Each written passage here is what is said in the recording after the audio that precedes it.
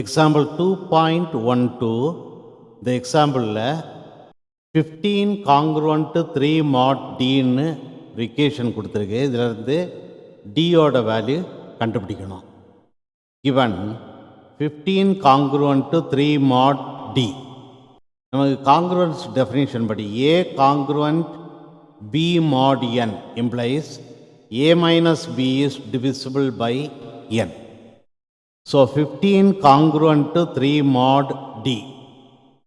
Therefore 15 minus 3 is divisible by d.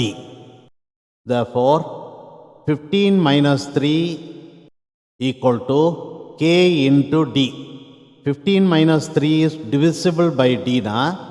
15 minus 3 is a multiple of d. So 15 minus 3 is equal to k into d for some integer k. 15 minus 3 வந்து 12 எழுதலாம். 12 equal to k into d for some integer k. இங்கே வந்து 12 is a multiple of d. So அதனால் d divides 12. So dயோட possible values, divisors of 12, d divides 12. So d வந்து 12 divide பண்ணுது. அப்போ dக்கு பாசிபிள் வேல்யூஸ் வந்து டிவைசர்ஸ் ஆஃப் 12. இப்போ டிவைசர்ஸ் ஆஃப் 12 வந்து 1 2 3 4 6 12. இந்த நம்பர் எல்லாம் 12 டிவைட் பண்ணோம். அதனால் these are the numbers which are divisors of 12.